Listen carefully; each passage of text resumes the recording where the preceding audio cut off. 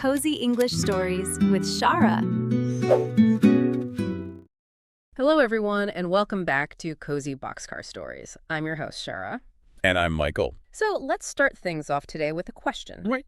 It's a question you, listening right now, have probably already heard this morning. Oh, almost definitely. Yeah.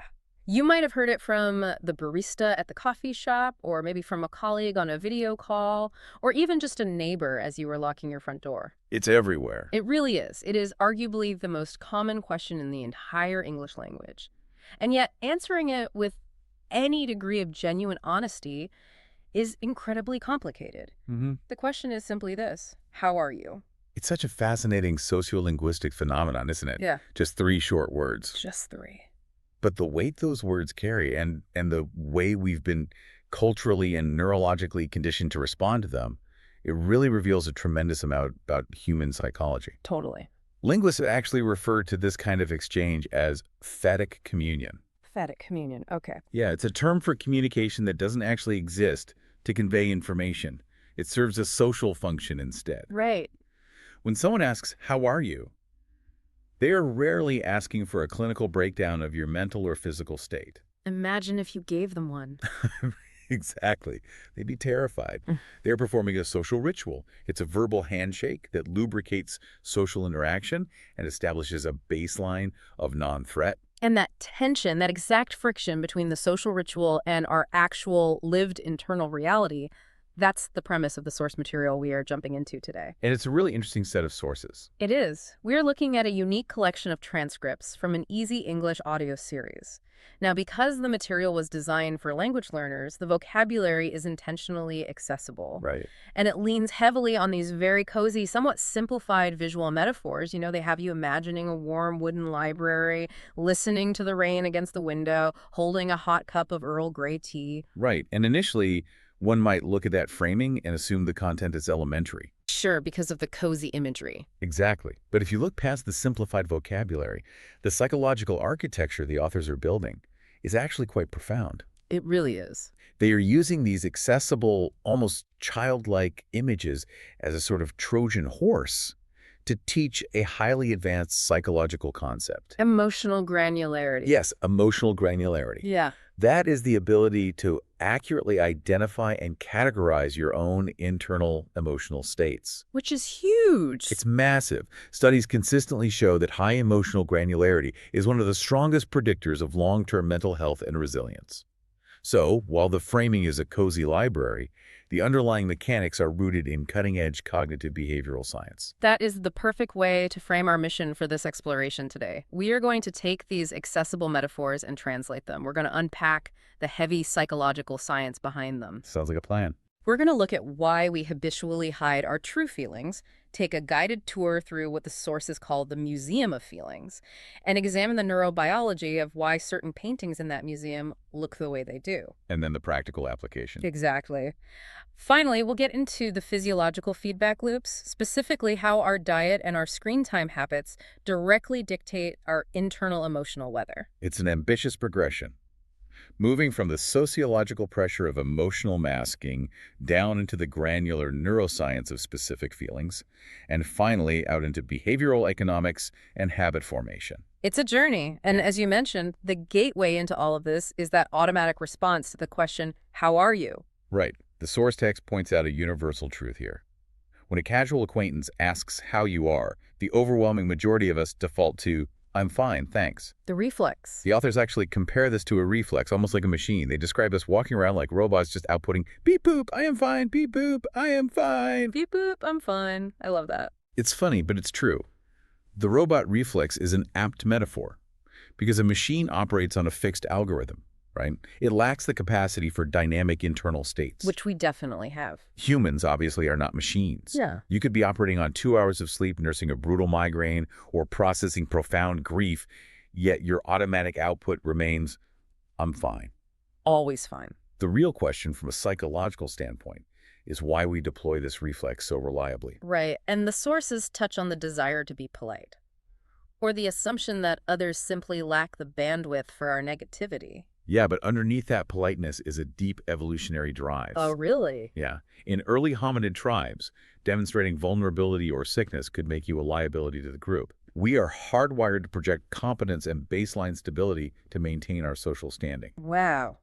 So we wear a mask.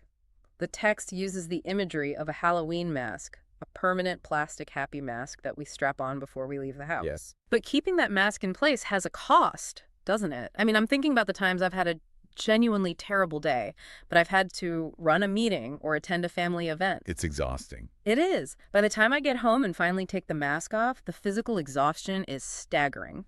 You're touching on a concept sociologists call emotional labor, specifically the work of Arlie Hochschild. Okay. She categorized this into two types: surface acting, where you paste on a smile but feel terrible inside, and deep acting, where you actually try to force yourself to feel the emotion you're displaying. That sounds even harder. It is. But even just surface acting, wearing the happy mask, is incredibly taxing on the autonomic nervous system. Your brain is essentially running two competing operating systems simultaneously. The one feeling the feelings and the one hiding them. Exactly. The one experiencing the distress and the one suppressing it to project the illusion of fine. This cognitive dissonance spikes cortisol levels and rapidly depletes your executive function. That makes so much sense. The tragic irony, as the source text points out, is that society demands this performance. And when we fail to maintain the illusion of constant happiness, we internalize it as a personal moral failure. We feel like we are failing at life simply because we aren't happy in that specific moment. Right. And that leads to one of the most striking assertions in the text. The hosts in the source material do this exercise where they mentally place their happy masks on the table and answer the question honestly. That takes guts. It does. One describes feeling a profound heaviness, arms like solid stone, walking like a turtle. And the text asserts that admitting this, acknowledging that you are sad or exhausted, is actually an act of immense bravery. It completely reframes our cultural definition of courage. How so? Well, we're conditioned to view bravery through this cinematic lens, running into burning buildings, facing down physical threats. Right, the action hero stuff. Exactly.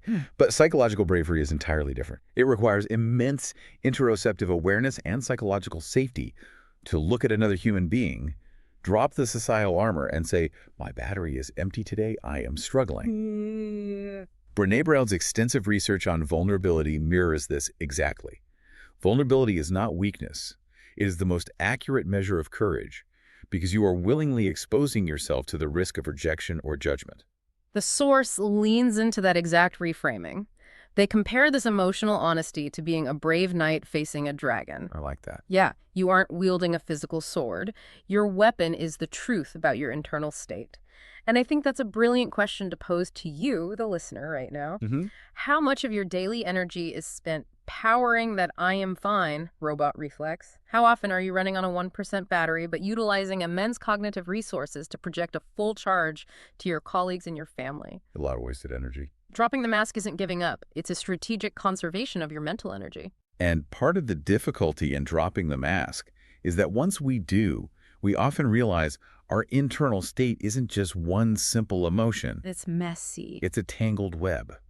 So, to help untangle it, the source introduces a foundational mindfulness technique, the body scan. Oh, right. This is where you mentally sweep your attention from the top of your head down to your toes, cataloging physical sensations without judgment. And the example they use in the text perfectly illustrates human contradiction. It's a great example. During this hypothetical body scan, the person realizes their stomach is practically screaming. They only had a small piece of toast, so they are intensely hungry, fantasizing about a massive cheese and tomato sandwich. Which sounds pretty good right now. Right. But simultaneously, because they are sitting in a warm room listening to the rain, their eyelids are heavy. They're profoundly sleepy. Yeah. Yet when they scan their mental state, their mind is buzzing with excitement because it's the weekend. It's a great example because it forces us to confront the reality of interoception. Interoception, what is that exactly? Interoception is often called the eighth sense. It's your brain's perception of your body's internal state. Heart rate, respiration, digestion. Okay. What neuroscientists like Lisa Feldman Barrett have shown is that our emotions are not just abstract concepts floating in the ether of our minds. They're constructed in real time from this raw physical data. Wow. So in the source's example, you have a severe physiological deficit, caloric depletion and sleep debt running parallel to psychological anticipation and joy. So we're holding all these things at once. It proves we are not singular, monolithic entities, we can hold vastly different, even conflicting states simultaneously. Which brings us to a phenomenon the source mentions that I think perfectly bridges the physical and the emotional. Angry. Hangry, hungry plus angry. It's used so casually now, almost as a joke, but the biological reality behind it is fascinating. It's much more than a linguistic portmanteau. Hangry is a cascade of neurochemical events. Break that down for me. So, when your stomach is empty and your blood glucose levels drop, your brain perceives a survival threat. Because it needs fuel. The brain requires a massive amount of glucose to function. When it senses a deficit, it releases counter-regulatory hormones, primarily adrenaline and cortisol, to mobilize stored energy. So you're getting stressed. Exactly. Simultaneously, the prefrontal cortex, the logical, rational part of your brain that normally keeps your emotions in check, is highly sensitive to glucose drops. It essentially goes offline. Oh, no. Yeah. So your amygdala, the emotional center, is now flooded with stress hormones and lacks the adult supervision of the prefrontal cortex. So you weren't just mildly irritated. Your brain is actively preparing for a fight or flight scenario over a delayed lunch. Precisely. From an evolutionary standpoint, it makes perfect sense. If you are starving in the ancestral environment, being aggressive and irritable might give you the edge you need to secure food. But today... Today, it just means you snap at your coworker because the meeting ran late. Yeah, we've all been there. It is a prime example of why we cannot analyze our emotional state without first consulting our physical state. If you feel a sudden, inexplicable surge of frustration, the first diagnostic question shouldn't necessarily be, what deep psychological trauma is being triggered right now? Right. Sometimes the most scientifically accurate question is simply, when did I last eat protein? I love that. Consult the physical state first. But even when our basic physical needs are met, we still have to navigate the complex landscape of pure emotion. True. And this brings us to what I consider the centerpiece of the source material. It's a deeply visual, spatial metaphor. I want to invite you, the listener, to use your imagination with us for a moment. The sources guide you to imagine standing up in that cozy, warm library, walking to the door, and stepping out into a wide, softly lit hallway. It is a museum. But there are no crowds, Yeah. no noise. Your footsteps are silent. This is the Museum of Feelings. Along the walls are massive canvases, each representing a core human emotion. Using a physical space like a museum to categorize emotions is actually a recognized memory technique, right? Like a mind palace. Yes, the method of loci. Our brains are highly evolved for spatial navigation. When we attach abstract concepts like complex emotions to physical locations or vivid visual imagery, our hippocampus can encode and retrieve that information much more efficiently. That makes sense. By turning emotions into physical paintings on a wall, the authors are giving the reader a tool to externalize and objectively examine their feelings rather than being overwhelmed by them. So let's walk down that hallway and examine these paintings. We stop in front of the very first one. This canvas is dominated by radiant, blinding yellow. The happy painting. Yeah. It depicts a flawless summer morning. There is a small dog chasing a bright red ball under a clear sky and a child laughing loudly. The text says that just looking at it makes you feel light, like a balloon floating upward, and your eyes start to crinkle into a smile. The plaque reads, "Happy." The source uses this very pure, almost childlike imagery of a dog and a red ball deliberately. Why is that? What it's doing is stripping away the complex, condition-based happiness that adults constantly chase. The promotion, the new car, the perfect house. It is returning us to baseline dopamine triggers. In neuroscience, happiness, specifically the hedonic pleasure aspect of it, is largely mediated by dopamine and serotonin pathways. And the everyday triggers the source lists for this painting reflect that simplicity perfectly. It's the smell of fresh coffee on a Sunday morning. It's that highly specific joy of putting your hand into the pocket of an old winter coat and finding a forgotten $20 bill. That's the best feeling. It really is. It's finishing a great book, hugging an old friend, or eating chocolate ice cream. Exactly. Finding money in a coat pocket is a perfect real-world example of dopamine prediction error. Dopamine prediction error. Yeah. Your brain is constantly predicting what will happen next. When you reach into an empty pocket, you expect nothing. When you find money, the reward vastly exceeds the expectation, resulting in a massive spike in dopamine. Oh, wow. The happy painting is defined by these positive deviations from the expected baseline. It is light, upward moving, and expanding. But as we take a few steps down the hallway, the atmosphere shifts drastically. It does. The second painting contains absolutely no yellow. It is entirely composed of heavy blues and grays. The image is of a window streaked with thick raindrops, and in the center, a person sits completely alone on a wooden park bench, staring down at their shoes, shoulders slumped.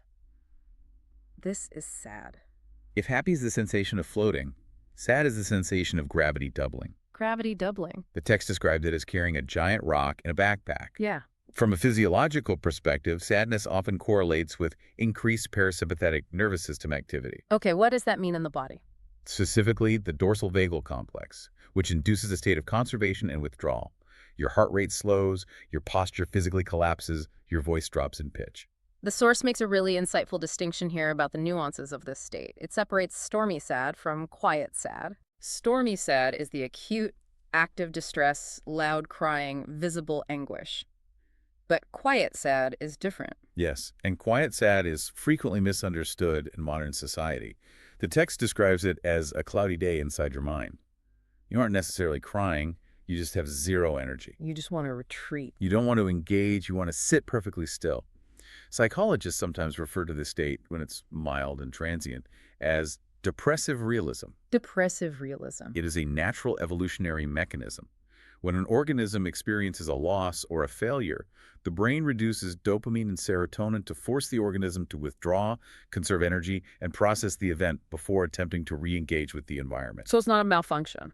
No, it is as natural as a cloudy sky, yet we constantly pathologize it. We really do. We move away from the heavy blues and arrive at the third painting. The colors here are entirely faded, incredibly pale. It looks like the artist ran out of pigment. That's a good way to put it. The image shows someone lying on a soft sofa with their eyes half closed, and in the corner, a bright red battery icon sitting at exactly 1%. This is tired. The complete physical drain. Yes. Neurologically, this painting represents the buildup of a chemical called adenosine.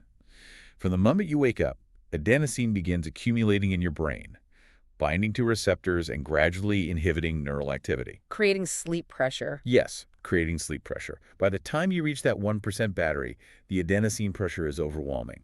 The source mentions a very specific physical reflex associated with this state, yawning, and it notes that yawning is highly contagious. I have to admit, just reading the word in the text made me want to yawn. I'm trying not to right now. It's hard to fight. Contagious yawning is a fascinating neurological quirk. It's linked to the mirror neuron system in the brain, which is the same network responsible for empathy and social bonding. Really? Empathy and yawning. Yeah. Evolutionary biologists believe that contagious yawning served to synchronize the sleep-wake cycles of early human tribes. If one member signals the transition to rest, the rest of the pack mirrors it, ensuring the group remains on the same circadian schedule. It's incredible how these simple things are wired so deeply into our survival, but tired is very different from the exhaustion in the next painting. Completely different. As we stand in front of painting number 4, the canvas itself seems to vibrate. The colors are blurry, shaking rapidly left and right. It shows a person sweating under bright lights on a stage, staring out at a dark audience, their hands visibly trembling. This is nervous. The contrast here is vital. Tired is high adenosine, low arousal. Nervous is maximum sympathetic nervous system arousal. The fight or flight response. Exactly. This is the fight or flight response activating without a physical predator present. Your amygdala perceives a threat, in this case, social judgment or failure, and signals the adrenal glands to flood your system with adrenaline and noradrenaline. Your heart beats like a drum to pump oxygen to your muscles. The text mentions the classic idiom, butterflies in your stomach. I've always wondered why anxiety specifically targets the stomach like that. It's a direct result of blood diversion. Blood diversion. When your body prepares to fight or flee, digestion becomes a non-essential function. The brain literally vasoconstricts the blood vessels in your gastrointestinal tract, shunting that blood to your arms and legs. No, to get ready to run. Right. That sudden drop in blood flow and the halting of gastric motility is what creates that fluttering, ticklish, uneasy sensation we call butterflies. The expert in the source offers a great reassurance about this painting. Nervousness is almost always tied to anticipation. You know, the moments before the exam, before the interview. But once the event actually begins, the butterflies usually fly away. Exactly. The anticipation is often worse than the event because the brain is running endless predictive simulations of failure. Once you are in the moment, executive function takes over, you focus on the task, and the anticipatory anxiety dissipates. Now, the fifth painting requires you to practically take a step back from the wall. The colors are violent, bright, burning red, harsh orange, deep black. It is a massive volcano erupting with hot lava. You can almost feel the heat off this one. Yeah. In the foreground, a man with a crimson face and clenched fists is shouting at the top of his lungs. This is angry. We have transitioned from the withdrawal of sadness and the anticipation of nervousness to pure externalized aggression. It's so intense. Anger is characterized by a massive release of catecholamines. You feel physically hot because your blood pressure spikes and your peripheral blood vessels dilate. Your jaw and fists clench instinctively as the motor cortex prepares for physical conflict. The triggers the source mentions for this hot fire are so relatable. Someone speaks unkindly to you or brays your favorite teacup. Or, the most modern trigger, road rage. Sitting in an absolute gridlock traffic. Traffic is the ultimate psychological trap for the human brain. Why is that? You have the goal-directed behavior, getting home thwarted by an immovable obstacle. This triggers the anger response, which demands physical action, fight or flight. But you can't do either. Right. You are strapped into a metal box, unable to move. The physical threat is zero, but the psychological frustration is absolute. It is a recipe for extreme emotional dysregulation. But the text issues a crucial warning here. Anger itself isn't inherently bad. It's a valid signal that a boundary has been crossed or something is unfair. Yes. The danger is letting the fire burn someone else. The practical advice they offer is the classic. Stop, take a deep breath, and count to 10. Why does counting to 10 actually work? Is it just a distraction? It is actually rooted in neuroanatomy. Neuroanatomist Dr. Jill Bolte-Taylor has noted that the biochemical lifespan of an emotional reaction, the time it takes for the chemicals to flood your bloodstream and then be flushed out, is roughly 90 seconds. Just 90 seconds. Yes. If you can delay your reaction, if you can just count to 10 and engage the logical prefrontal cortex, which handles sequencing and numbers, you ride out the peak of the chemical wave. You allow the logical brain to catch up to the emotional brain, shrinking that raging volcano down to a manageable size. That is incredibly empowering. You aren't suppressing the anger. You are just waiting out the chemical half-life. Precisely. Okay, we have one final painting on our tool. Painting number 6. The colors are an unappealing, sickly, pale green and washed-out yellow. It shows a person lying in bed with a glass thermometer surrounded by a mountain of white tissues. This is sick. It's interesting that they include physical illness in the museum feelings. It seems out of place at first. It does, but it makes perfect neurological sense. When you are infected with a virus, your immune system releases proteins called cytokines. These cytokines cross the blood-brain barrier and directly alter your neurotransmitter levels, inducing what biologists call sickness behavior. Sickness behavior, so feeling miserable isn't just a side effect. It's a programmed behavior. Absolutely. Yeah. The lethargy, the loss of appetite, the desire to isolate, the hypersensitivity to pain, that isn't the virus doing that to you. That is your own immune system deliberately manipulating your brain. Wow, to what end? It is forcing you to stop moving, stop interacting, and dedicate 100% of your metabolic energy to fighting the infection. The only cure, as the source rightly states, is not to push through it, but to surrender to deep, prolonged rest.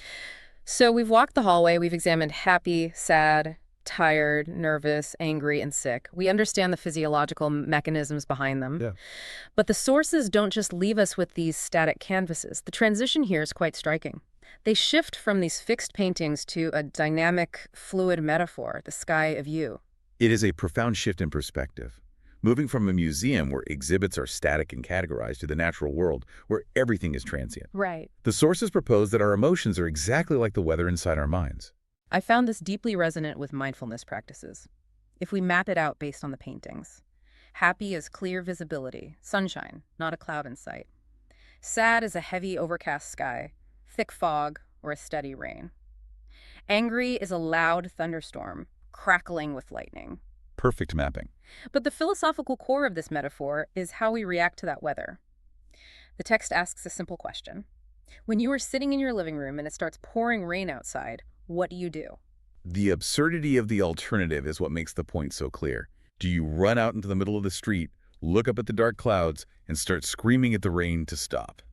I hope not. Do you shake your fist and shout, "I hate you, rain"? You recognize that you have zero control over the meteorological conditions. So the source asks the ultimate question. If we accept that we cannot control the external weather, Why do we get so incredibly angry at ourselves for experiencing internal rain? It's such a beautiful realization. We demand that our internal weather be perfectly sunny 365 days a year, which is biologically impossible and psychologically damaging. True. But I think we have to be careful not to take this metaphor too far. I would push back slightly on the idea that we are entirely helpless to our internal weather. Okay, how so? We don't control the initial spark of an emotion, the first raindrop. But cognitive behavioral therapy teaches us that while we don't control the first thought, we do exert influence over the second. I see. We can't stop the rain, but we can decide whether we're going to stand in it and freeze or if we are going to utilize tools. And we also have to recognize the danger of meta-emotions. Meta-emotions. You mean feeling an emotion about an emotion? Exactly. Getting angry at yourself because you are sad, or feeling anxious because you are tired. These secondary meta-emotions often cause vastly more psychological suffering than the primary emotion itself. The weather metaphor helps neutralize the meta-emotion. You just observe the rain without judging it. And the source provides practical tools for that observation. They call them umbrellas. I like the umbrella concept. Instead of fighting the rain, you grab an umbrella. You wrap yourself in a heavy wool blanket. You make a hot cup of tea. You call a trusted friend. You self-soothe without avoiding the reality of the weather. It's about coping, not controlling. Right. They even reframe crying. Instead of viewing tears as a failure of emotional control, the text suggests that crying is sometimes just the rain washing the bad feelings away to literally clear the sky. And there is hard biochemistry to support that poetic idea. Emotional tears, as opposed to the basal tears that just lubricate your eyes, actually contain high levels of stress hormones like cortisol, as well as prolactin. Oh, really? So you're sweating out the stress, basically. Yes, when you cry a stormy, sad cry, you are literally physically excreting stress chemicals from your body. You are chemically clearing the sky. The core comfort we have to hold on to is impermanence. The weather always changes, the sun always returns. You just have to patiently wait for the clouds to pass. But, as you alluded to earlier, while we must accept the weather as it comes, we are not entirely passive. This brings us to a fascinating segment toward the end of the first source. It asks a critical question. Does what we physically consume, our food, actually alter our internal weather? The connection between food and mood is undeniable. We are talking about the gut-brain axis. The gut-brain axis. Yeah. The enteric nervous system in your gut is in constant bidirectional communication with your brain via the vagus nerve. In fact, an estimated 90% of your body's serotonin, a key neurotransmitter for regulating mood, is produced in the digestive tract. 90%. The physical building blocks of your emotions are extracted directly from your diet. The source gives some highly relatable examples of self-soothing with food. Let's look at the sad gray painting. When people are feeling that heavy, low-energy sadness, the universal craving seems to be chocolate or sweet carbohydrates. It's a very logical physiological response. Carbohydrates facilitate the entry of tryptophan into the brain, which is the precursor to serotonin. Chocolate, specifically, contains a compound called anandamide, which binds to cannabinoid receptors in the brain and induces a sense of well-being. It also triggers dopamine release. So it's chemically designed to make us feel better. Yes. The source defines this as a comfort, something that soothes you, like a warm hug or warm chicken soup. Now, eating a piece of chocolate isn't going to fix clinical depression or stop a massive internal hurricane, but it functions as a small, effective umbrella to temporarily ease the heaviness. But contrast that with the angry painting. When you are burning with that hot red fire, you rarely crave comfort food. The source describes the stomach feeling like a hard knot in a rope, like the stomach door slams completely shut and the appetite vanishes. Which goes right back to the sympathetic nervous system response we discussed. Your body is mobilizing for war. Digestion is a massive metabolic energy sink. The brain halts it completely to prioritize muscle activation. That hard knot is the physical cessation of gastric activity. And then there is the most dangerous craving of all associated with the tired painting. When your personal battery is flashing red at 1%, your body screams for quick energy. It craves pure sugar, a cookie, a sugary soda, a massive sweetened coffee. And the sources issue a major warning here. Sugar is a metabolic trap. When you consume a high dose of refined sugar, you get an immediate spike in blood glucose. Your brain registers this as a sudden abundance of energy, providing a fleeting, 10-minute window of artificial happiness. Just 10 minutes. That's it. But your pancreas panics at this massive glucose spike and releases a flood of insulin to clear the sugar from your blood. This results in a reactionary crash. Your blood sugar plummets lower than it was before you ate the cookie. So you go from tired to artificially happy to crashing so hard you might actually land in the sick painting with a headache or nausea. Check. It creates a vicious, exhausting cycle. The mantra the text provides is simple but vital. Good food for a good mood. It encourages us to become keen observers of our own dietary feedback loops. Notice the difference in your internal weather when you drink 3 cups of espresso. Does it generate the shaky, blurry, nervous painting? Compare that to how you feel after a warm cup of chamomile tea. We are constantly terraforming our emotional climate with our forks and mugs. Absolutely. But diet isn't the only behavioral feedback loop that dictates our internal weather. This brings us to the final source document, which pivots from what we put into our bodies to what we put into our minds. Right. It addresses a modern trap that almost everyone listening to this has fallen into: screen time and the doom scroll. The scenario they describe is almost uncomfortably relatable. I know I am incredibly guilty of this. You come home after a long, exhausting day of work. You sit down heavily on the sofa. You tell yourself, I'm just going to watch one quick video to unwind, just 5 minutes. Famous last words. Always. But then the algorithm takes over. One video becomes 2, 2 becomes 10.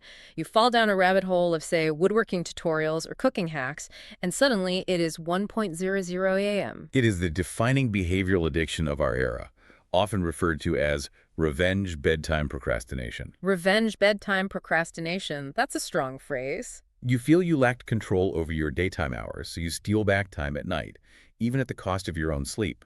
But what the source deeply analyzes is the profound physiological disconnect occurring in that exact moment on the sofa. Right, because what is happening to your brain versus what is happening to your body are 2 entirely different things. Exactly. When you are scrolling through short-form video content, your brain is functioning at an incredibly high capacity. Your visual cortex and auditory cortex are being bombarded with rapidly shifting stimuli. The brain is processing endless streams of novel information, triggering microdoses of dopamine with every swipe. The brain is essentially running a marathon.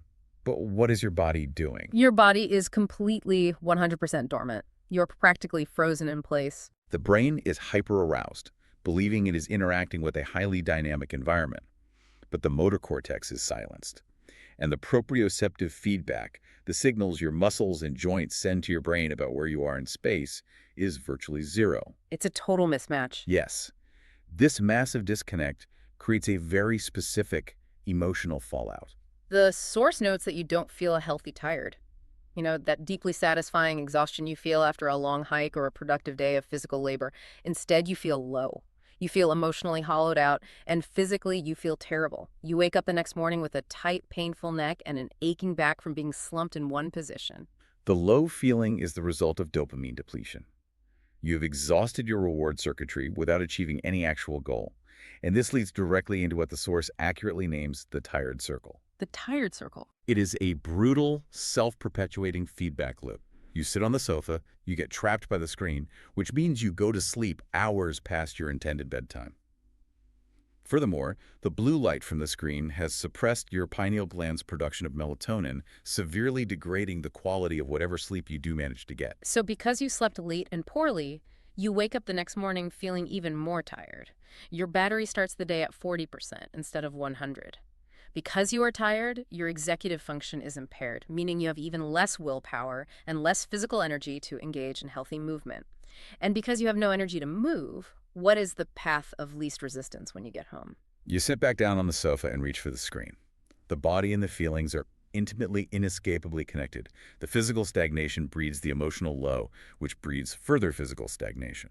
So, how do we escape? How do we break the tired circle? The advice the source provides here is wonderfully pragmatic, and it aligns perfectly with the psychology of habit formation. It says, do not attempt massive, overwhelming changes. If you are stuck deep in the circle, do not promise yourself that tomorrow you are going to wake up at 5 a.m. and do an hour of high-intensity interval training. That is a guaranteed recipe for failure. Because it's too much. Way too much. Yes. When your physiological battery is depleted, your prefrontal cortex simply does not have the wattage required to overcome the friction of a massive behavioral change. Psychologists call this behavioral activation, but the key is micro-habits. lower the barrier to entry so much that it requires almost zero willpower. The text suggests aiming for just 5 minutes of change. They issue a very specific mini challenge to the listener, and I think we should echo it right now. Here is the challenge. Walk for exactly 10 minutes. But, and this is the absolute non-negotiable part, you must do it with no phone, no music, no podcasts, no screens, just you and your steps. Notice the rhythm of your breathing. Notice the physical sensation of your feet hitting the ground. Stand up, stretch your arms above your head to open your rib cage, physically walk over and open a window to let fresh air into the room, and drink a tall glass of cold water. These actions sound mundane, but neurologically they are powerful pattern interrupts. Pattern interrupts. They break the hypnotic static hold of the screen. Getting outside and walking generates what neuroscientist Andrew Huberman calls optic flow, visual images passing by your eyes as you move forward. This optic flow has been shown to physically quiet the amygdala and reduce anxiety. It also re-engages the default mode network in your brain, allowing for internal reflection rather than external overstimulation. And what I truly appreciate about the source text's approach to breaking this loop is the undercurrent of profound compassion. The expert emphasizes that if you fall into the screen time trap, if you waste an evening doom scrolling, you are not a bad person. You haven't failed morally. You are simply a human being with prehistoric neurological wiring trying to navigate a digital environment. That self-compassion is critical. Those screens and algorithms are scientifically designed by thousands of brilliant engineers, specifically to hijack your evolutionary biases and keep your attention captive. Failing to resist them doesn't mean you are weak. It means the system is working exactly as designed. Right. Berating yourself with guilt for getting stuck in the tired circle is just another form of shouting at the internal rain. It generates meta-emotions that drain your energy further. Change doesn't come from a place of self-flagellation. It comes from one small, gentle, conscious action at a time. Choosing to stretch your arms instead of swiping to the next video. Choosing a glass of water instead of a sugar crash. So, as we reach the end of our discussion today, let's take a breath and look back at the expansive journey we've just taken. We started by challenging the sociological reflex of, I am fine, realizing that dropping the happy mask and admitting our physical or mental depletion takes the bravery of a knight facing a dragon. We explored the complex interoception of the human body, learning that we can simultaneously hold conflicting physical and emotional states, and unpacking the evolutionary biology of being hangry. We took a silent, visually rich tour through the memory palace of the Museum of Feelings. We analyzed the dopamine triggers of the vibrant yellow happy painting, the parasympathetic withdrawal of the heavy gray sad painting, the adenosine buildup of tired, the sympathetic arousal of nervous, the fiery catecholamine rush of angry, and the immune-driven sickness behavior of sick. We translated those static states into the dynamic metaphor of the sky of you, realizing that feelings are just weather patterns passing through our internal sky, and that we must utilize umbrellas of self-care rather than shouting at the rain. We confronted the undeniable physical realities of our bodies, how the gut-brain axis and our dietary choices dictate our mood, and how the tired circle of late-night screen time creates a massive depressive disconnect between a hyper-aroused brain and a dormant body. And we learned that the way out of that circle isn't through guilt or monumental effort, but through small, gentle pattern interrupts and profound self-kindness. Which brings us to a final provocative thought, something we want you, the listener, to carry with you after this audio finishes and you go back to your day. We want you to remember that your honest feelings are entirely valid. Whether you are running on a 1% battery, experiencing a quiet gray sadness, or shining bright yellow, your internal weather is not a moral failing, it just is. But here is the question we want to leave you pondering. The source material beautifully explains that our emotions are like passing weather. We don't control the immediate arrival of a storm, and we must accept it and patiently wait for it to clear.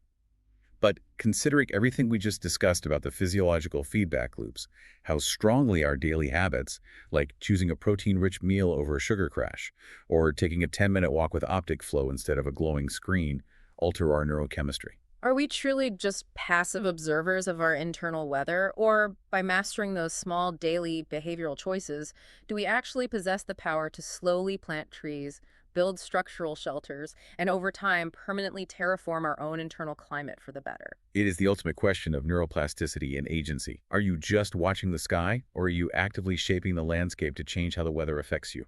It is an incredibly powerful concept to think about the next time someone casually asks you, "How are you?" Thank you so much for joining us on this extensive exploration today. We hope it provided you with a richer vocabulary, some actionable scientific insights, and a fresh perspective on your own internal sky. Take care of your weather, and we will see you next time.